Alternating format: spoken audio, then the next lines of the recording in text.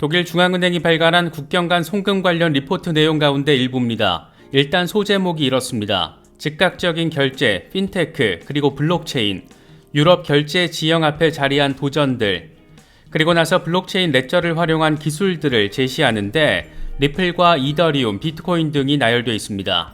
이 리포트가 발행된 게 2017년 6월 1일이니까 디파이 혁신을 어떻게 적용하고 활용해야 할지 독일 중앙은행이 꽤 오래전부터 고민을 해왔다는 것을 느낄 수 있는 부분입니다. 다음 페이지에 담긴 내용은 더 흥미롭습니다. 국경 간 결제 혁신의 사용 사례를 하나하나 제시하면서 특징점 등을 설명하고 있는데 표 1번에서는 각국의 결제 시스템을 통합하는 1차원적인 혁신, 그리고 2번에서는 기술 도구를 활용한 더 나은 서비스 레벨에 대해서 언급을 하고 있습니다. 대표적인 사례로 스위프트 GPI와 리플이 표시되어 있습니다. 스위프트 GPI의 경우에는 스위프트가 경쟁력을 강화하기 위해서 2016년에 개발한 당시에는 나름 진일보하다라는 평가를 받았던 송금 방식이었습니다. 스위프트의 가장 큰 단점인 길고 긴 이 송금 시간을 하루 안으로 단축시키겠다라는 게 핵심입니다. 사나흘씩 걸리던 게 하루 안에 받을 수 있게 된 거니까 당시 기준으로 놓고 보면 꽤나 의미 있는 혁신이라고 평가가 가능합니다. 물론 리플 등 블록체인 프로젝트들의 실시간 송금과는 비교할 순 없는 수준입니다. 어쨌든 독일 중앙은행은 좀 더 나은 기술 도구로서 스위프트 GPI와 리플을 두 번째로 언급을 했고 세 번째로 언급한 것이 크립토 기술의 사용, 대표적인 사례로는 스위프트 POC와 역시 리플이 제시되어 있습니다. 스위프트 POC는 스위프트가 체인링크와 협업을 하면서 체인링크 기반의 국경 간 송금 시스템을 의미하는데 나름 리플의 ODL 서비스가 등장한 뒤에 스위프트가 살아보겠다라고 발악하는 과정에서 체인링크를 등에 업고 등장했던 기술입니다. 스위프트 입장에서는 가만히 멍 때리고 있다가는 국경 간 송금 나와바리를 리플이나 유사 디파이 프로젝트들에게 다 빼앗길 수밖에 없는 환경이 등장해 버린 것이고 살아보겠다고 체인링크 데려다가 살려달라고 읍소한 걸로도 바라볼 수가 있습니다. 스위프트와 체인링크의 협업은 꽤 순조롭게 진행되고 있는 모습인데 이번에도 여러 블록체인들에서 토큰화된 자산을 전송하는 실험을 성공적으로 진행했다, 이런 발표가 나왔습니다. 이른바 상호 운용성에 대한 부분들, 다시 말해서 스위프트에 참여하고 있는 10,000개 이상의 은행과 기관들이 자연스럽게 체인링크 블록체인을 통해서 연결되는 상황을 구현하고자 하는 노력이라고도 바라볼 수가 있습니다.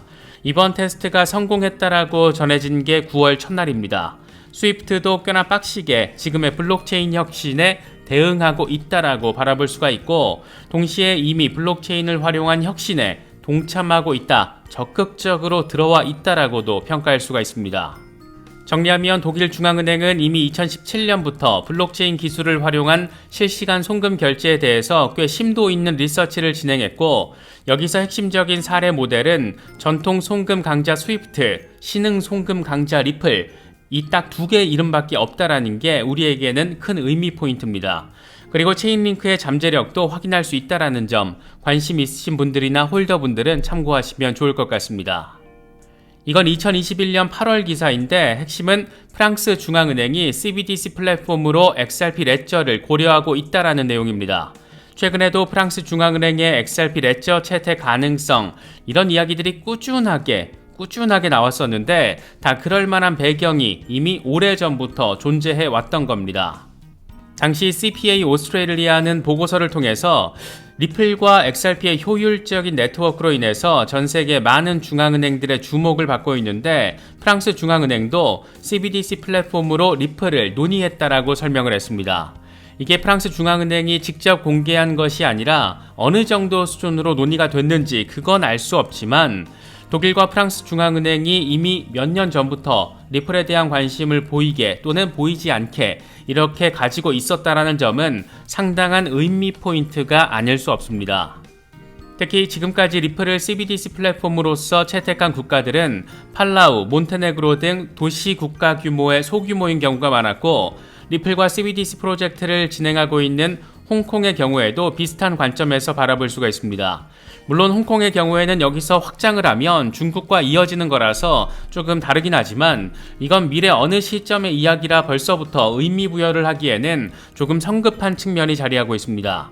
그래서 독일과 프랑스 등 기존 선진국의 상징, 이 G7 이런 나라들이 만약 리플을 CBDC 플랫폼으로 정식 채택을 한다라면 이건 지금까지 팔라우나 몬테네그로 정도의 국가들과는 임팩트 자체가 다를 수밖에 없다라는 점에서 조금 더 관심받고 있는 그런 모습입니다.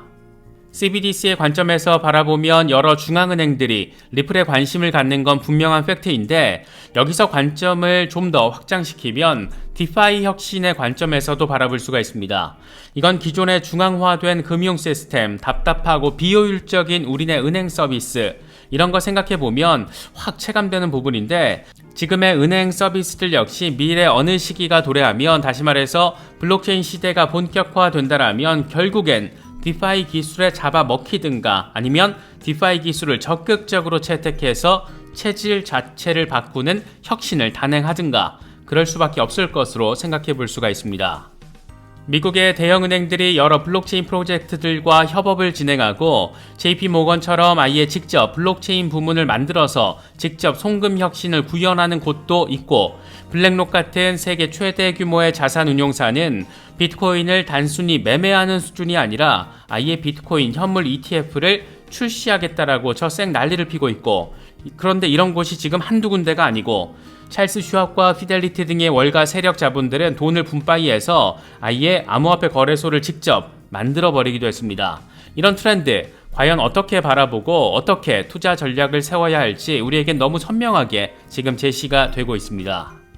블록체인 송금 혁신에 미국 연준조차도 이미 올라탄 상황 그리고 여기에 리플의 기술력이 밑바탕에 조용하게 잔잔하게 그런데 강력하게 깔려 있다라는 점도 아주 많이 매력적인 포인트라고 할 수가 있습니다. 미국 연준은 7월 20일에 페드나우를 출시했습니다. 페드나우와 리플의 직간접적인 관련성은 이미 여러 차례 짚어봤었는데 가장 1차원적인 핵심은 연준의 결제 혁신의 상징이라고 할 수 있는 페드나우의 기술력을 제공하는 기업들이 보여주고 있습니다. 볼란테와 피나스트라는 프리미어 페드나우 프로바이더로 표현될 정도로 연준의 결제 혁신 기술과 관련해서 무척 아주 많이 엄청 중요한 역할을 하고 있는 기술 파트너 기업들입니다.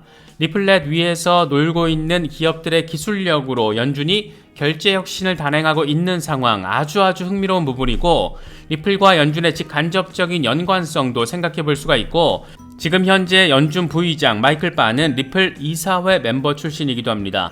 우연일 수도 있겠지만 이게 우연치고는 너무 정교하게 느껴진다라는 것은 이게 꼭 기분 탓만은 아닌 것 같습니다.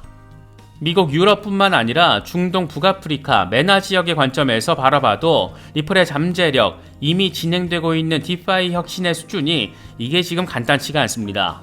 최근 아랍통화기금이 XRP를 브릿지 커런시로서 언급을 한 점, 모로코 최대 은행이자 아프리카 전역에서 5번째 규모라고 하는 아티자리와파 은행이 리플렛에 탑승을 한 점, 최근 아랍에미리트와 사우디 등이 브릭스 신규 회원국으로 가입한 점 등은 그래서 더 의미부여가 되는 부분입니다. 특히 올해 리플 스웰 행사는 두바이에서 진행이 됩니다. 여기서 한 번 더 짚어볼 만한 것은 아랍 진영에서 추가로 전해지고 있는 상황들입니다. 아시는 분들은 아시겠지만 이슬람 은행들은 이자를 부과하거나 지급하는 것을 금지하고 이익 공유만을 기반으로 하는 이슬람의 율법, 샤리아 율법을 따르는 형태를 가지고 있습니다. 현재 72개국 526개 이슬람 은행과 1700개 뮤추얼 펀드가 샤리아 율법에 따라서 운영되고 있다라고 합니다. 여기서 재미있는 부분은 최근 샤리아 심사국이 XRP가 샤리아 율법을 준수한다 이런 점을 확인해 준 부분입니다. 이게 다른 말로 하면 72개국 526개 이슬람 은행이 블록체인 기반의 송금을 진행하게 될 때 샤리아 율법을 준수하는 XRP를 기반으로 할 수 있다라는 걸 의미하는 거라서 이게 또 대투더박 대박이 아닐 수가 없습니다. 미국, 유럽, 중동, 북아프리카 여기다 일본을 중심으로 XRP의 혁신이 지금 장난 한 개도 없고 동남아 송금 시장을 리플 ODL이 이미 뿌리를 아주 강력하게 내려버렸습니다. 전 세계가 리플 ODL로 조금씩 그런데 아주 강력하게 연결되고 있는 상황 확연하게 느낄 수가 있습니다. 문제는 이 같은 혁신적인 파워와 비교했을 때 여전히 어질어질한 게 XRP의 시세입니다. 물론 이건 빌어먹을 소송 리스크가 자리하고 있기 때문인데 내년 2분기쯤 배심원 판결이 잘 마무리가 되고 이게 또 비트코인 반감기와 맞물려 있다 보니까 어쩌면 2024년과 2025년 비트코인 반감기 랠리 시즌과 맞춰질 그런 시기에 XRP 역시 의미 있는 시세 흐름을 만들어낼 수 있지 않을까 기대되는 부분입니다. 이건 XRP 맥시 가운데 한 명인 에그라 크립토가 정리한 건데 쉽게 말하면 두 개의 삼각형 패턴이 과거와 유사한 형태로 형성되고 있고 역사가 반복된다라면 다시 말해서 이전 주기의 패턴을 따를 경우 이번에는 초기 목표 가격으로 33달러가 가능하다 이런 점을 설명하고 있습니다. 차트에 표시된 시기를 보면 2024년에서 2025년 사이라는 점 이런 것도 앞서서 언급했던 비트코인 반감기 랠리 시기와도 연계지어서 바라볼 수 있다라는 점 참고하시면 좋을 것 같습니다. 에그라 크립토가 덧붙인 멘트로 이번 영상을 마무리하겠습니다. XRP 아미는 메가펌프를 기다리고 있다. 우리는 임박한 메가펌프에 대해서 XRP 아미의 일원으로서 굳건히 준비를 해야 한다. 흥미진진한 시기가 다가오고 있고 우리의 굳건함은 반드시 보상을 받을 것이다. 지금까지 크립토 노마디였습니다.